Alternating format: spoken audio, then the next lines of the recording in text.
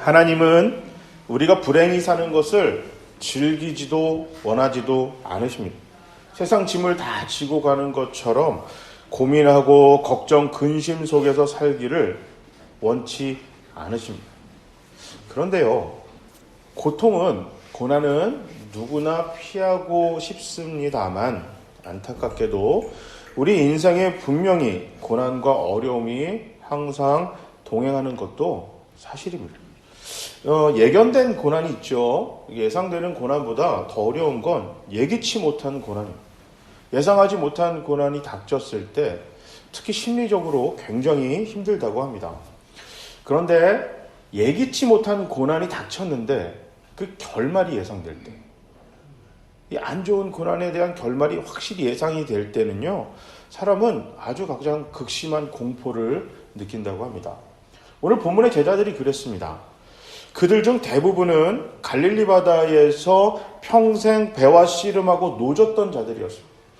시간에 따라 변하는 바람, 상황, 이거에 대해서 누구보다도 잘 알았고 자신 있었습니다. 그런데 예기치 못한 상황에 당황했습니다. 자신들의 경험, 이거 물질하는 모든 기술이 전부 무용지물 되는 순간이 닥쳤습니다. 이대로 가다간 끝이 어떻게 될지도 누구보다도 잘 알고 있었습니다. 제자들은 극심한 공포에 고통받았습니다. 풍랑에 배가 휩쓸리면 얼마나 쉽게 파손되는지, 그리고 또 사람이 일렁이는 파도에 얼마나 무기력한 존재인지 누구보다 잘 알고 있었습니다. 자, 오늘 본문 마가복음 4장 35절에 날이 저물도록 천국에 대하여 예수님이 가르치셨습니다. 그리고 나서 제자들에게 배를 타고 지금 있는 장소가 가버나움인데 이 가버나움을 떠나서 바다를 건너 동쪽에 있는 거라사인으로 가자, 그렇게 하셨어요. 자, 배를 타고 이동하는 것은 당시에 아주 드문 일은 아니었습니다. 어부 출신 제자들 또한 배로 서쪽에서 동쪽으로, 동쪽에서 서쪽으로 이동하는 것은 종종 하던 일이었습니다.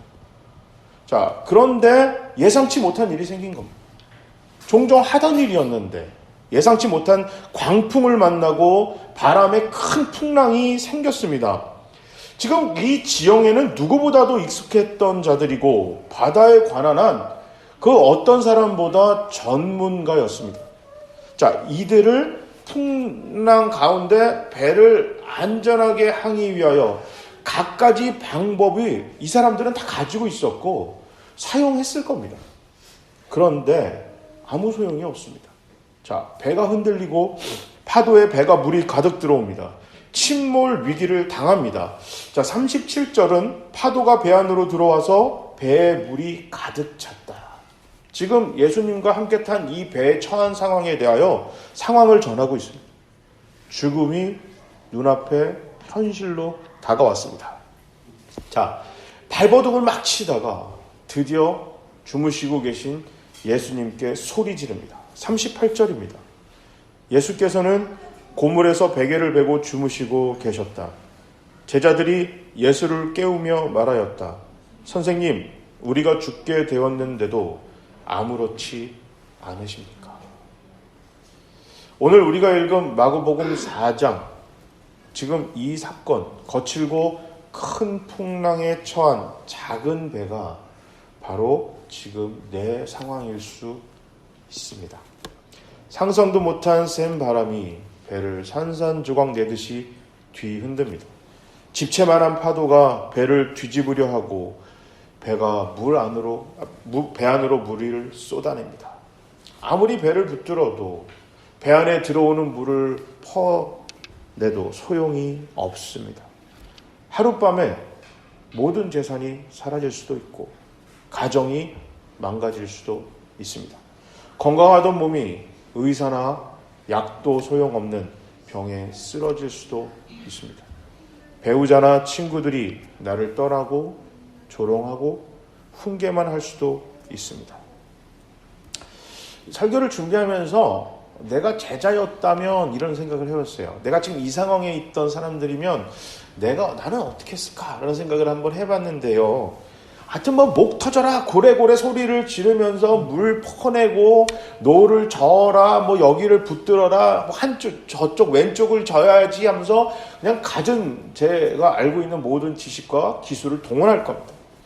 그러다가 분명히 예수님을 원망할 겁니다. 제가 어떻게 원망할까 생각했더니 아니 왜 배는 타자고 그래가지고 이렇게 사람을 이리 난리를 치게 만드냐. 야, 이 난리 칠 거예요. 아니 타자고 그랬으면 좀 돕든지 누워 자네 그러면서 막 엄청나게 뭐라고 했을 거예요.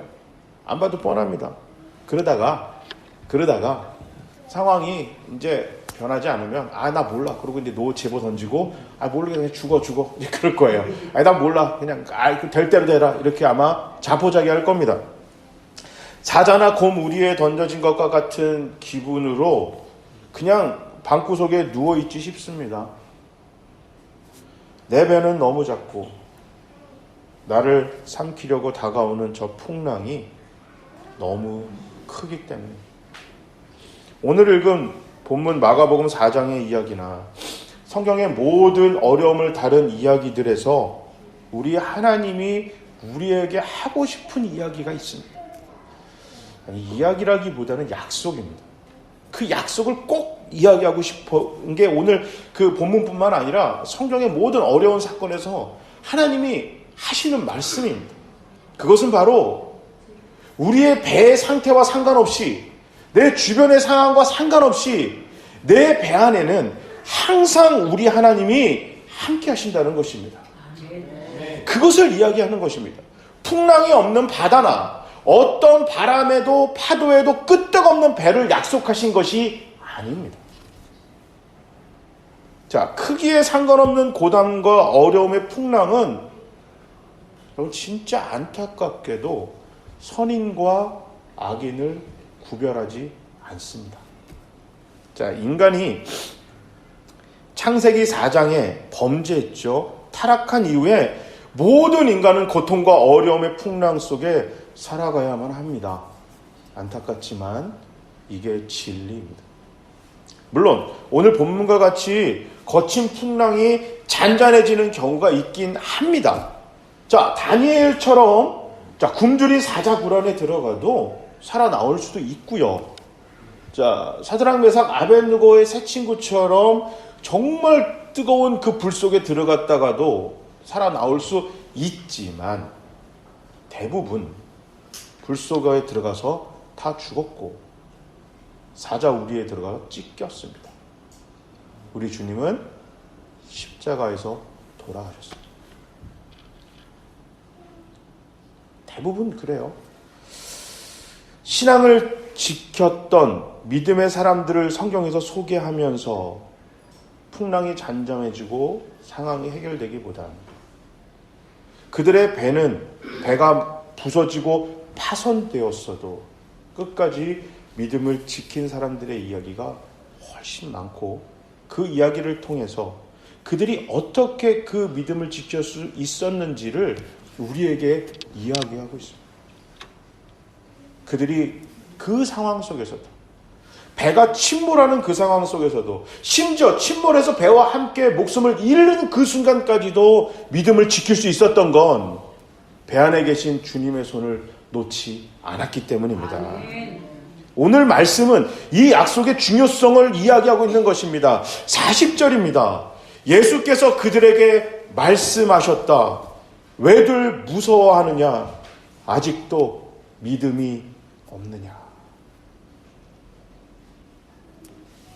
주님은 으르렁대며 다가오는 풍랑보다 더 무섭고 두려운 것은 바로 내 믿음이 이 상황의 파도보다 더 일렁이며 흔들리는 것임을 말씀하고 있습니다. 그것이 더 중요하다고 우리에게 이야기하는 것입니다. 우리가 상황이 어려운 것보다 상황이 어려운 상황 속에서 내 믿음이 속절없이 무너지는 것이 교회나 성도들을 더 힘들게 만듭니다. 내 앞에 처한 고통보다 그 고통 앞에서 사라져가는 나의 믿음, 이것이 나의 처한 현실보다 더 절망적인 것입니다. 오늘 본문은 예수님이 갑자기 일어나셔서 바람을 잠재우고 파도를 고요하게 만든 슈퍼파워를 소개하거나 믿음이 없는 제자들을 이야기하고 싶은 것이 아니고 믿음이 훌륭하던, 믿음이 없어 보이던, 태도가 칭찬받아 마땅하던, 볼품이 없던, 내 배가 크고 튼튼하던, 너무 작고 약하던, 풍랑이 세던 약하던 우리 주님은 나와 언제나 함께 하신다는 약속을 우리에게 알려주고 있습니다.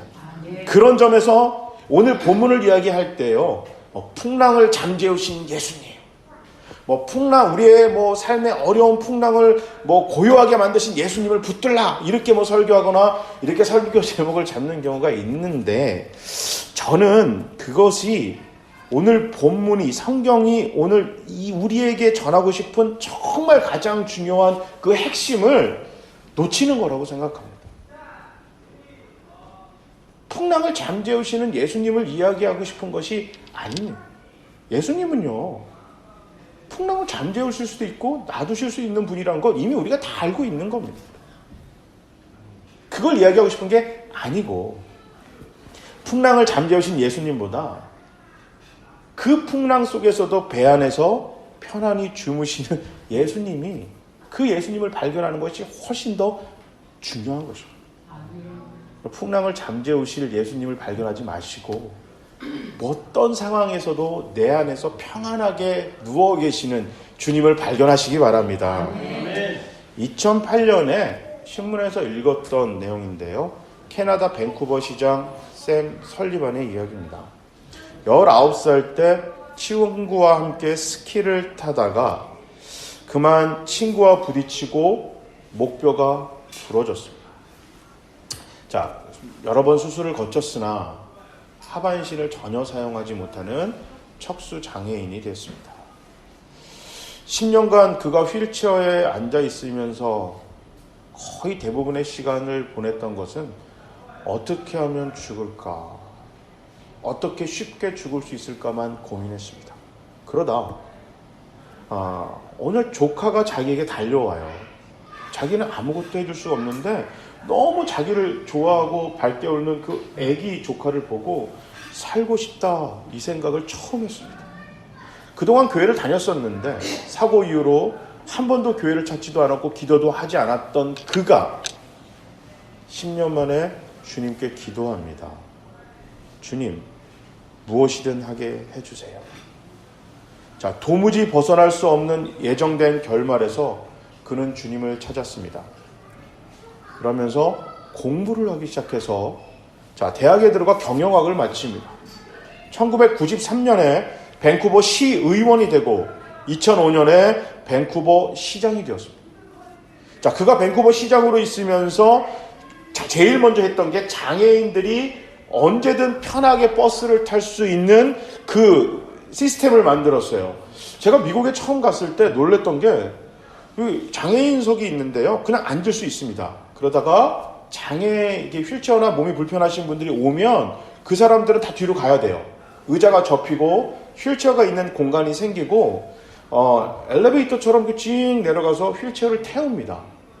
그리고 더 놀랬던 거는요, 버스가 쓰면 이게 버스가 타는 입구 쪽으로 쑥 하고 기울어요. 그러니까 이게 몸이 불편하신 분들만 있는 게 아니라 혹시 이제 휠체어는 안 타더라도 연세 있는 분들이라든지 다리가 좀 불편한 사람들은, 또 어린아이들은 턱이 높으면 힘들잖아요. 쭉 내려가는 거예요. 저는 그거 보고 되게 감동을 먹었는데 그것이 오늘 이 설리반 시장이 처음 만든 시스템이었다. 자, 그리고 모든 공공장소의 문의 턱을 없앴습니다. 자, 휠체어가 3cm 이상이 높아지면 그 혼자 힘으로 못 넘어간답니다. 그래서 물러갔대요.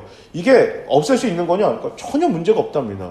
문에 턱이 있을 이유가 전혀 없습니다. 이 이야기를 듣고 싹 없애고 밴쿠버에 있는 모든 공공장소에는 이 휠체어가 또 몸이 불편하시거나 어린아이들이 편하게 다닐 수 있는 그런 시스템을 이 양반이 만들었습니다. 자, 그럼에도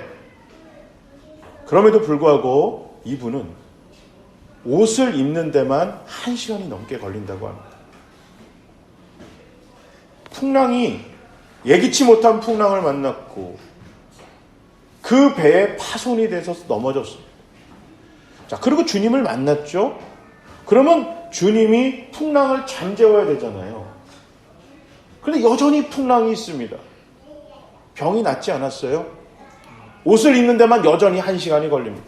10년 전에도 1시간이 넘게 걸렸고 지금도 1시간이 넘게 걸린다는 이야기를 듣고 기자가 질문했습니다. 괜찮으십니까? 이 사람이 이렇게 대답합니다.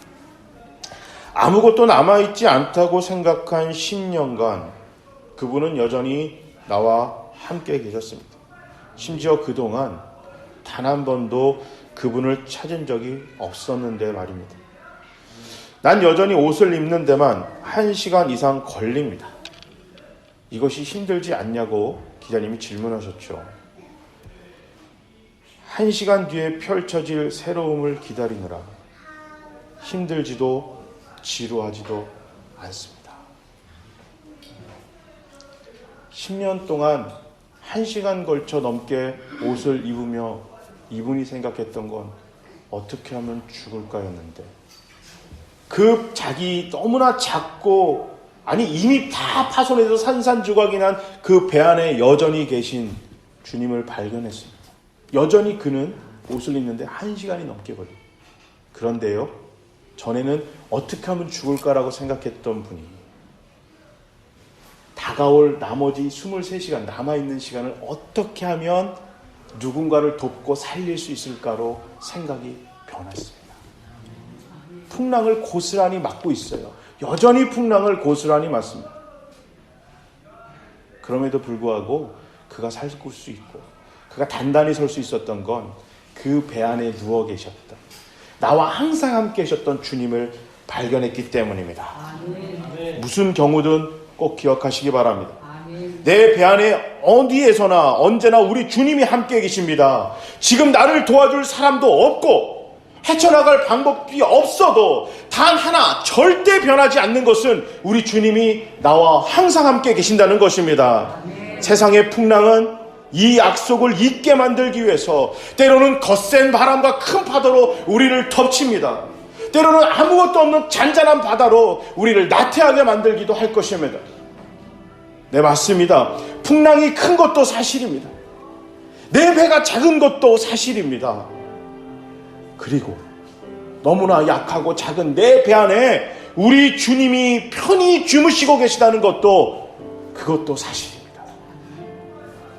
정말 위험한 것은 나를 집어삼키고 죽일 듯이 달려오는 풍랑에 침몰하는 내 배가 아니라 내 배 안에 계시는 항상 언제나 나와 함께 하시는 주님을 잊어버리고 사는 것이 어떤 풍랑과 어떤 위험과 어떤 고난보다도 더 절망적이고 안타까운 상황인 것입니다. 우리가 헤쳐나가야 할 2020년의 바다에는 우리가 원하든 원치 않든 수많은 풍랑을 만날 것입니다. 그럴 때 여러분 꼭 잊지 말고 기억하시기 바랍니다. 내 마음이 무너져 내리고 내가 주님을 향한 신뢰가 점점 약해지고 하나님을 붙들기보다는 다른 세상의 방법과 상담이나 인터넷을 뒤져가면서 요행을 바라면서 이 어려움을 헤쳐나가야 하겠다는 그런 생각이 나를 지배할 때 여러분 내 옆에 계시는 내 배 안에 계시는 주님의 손을 붙들길 바랍니다. 아멘. 주님, 내 배는 너무 작고 풍랑은 너무 큽니다. 주여 도와 주시옵소서. 아멘. 나의 믿음이 없음을 주님 도와 주시옵소서. 우리 주님이 일어나 명령하실 것입니다. 고요하고 잠잠하라. 요동치는 내 마음과 내 믿음의 풍랑을 주님이 잠잠하게 하실 것입니다. 그 다음에 나를 어렵게 만드는 상황의 풍랑이 잠잠해지든 여전히 나에게 으르렁대며 덤비든 우리는 의연하게 맞설 수 있을 것입니다.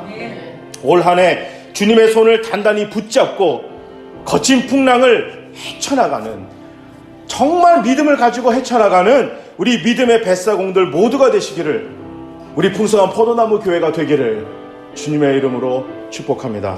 아멘.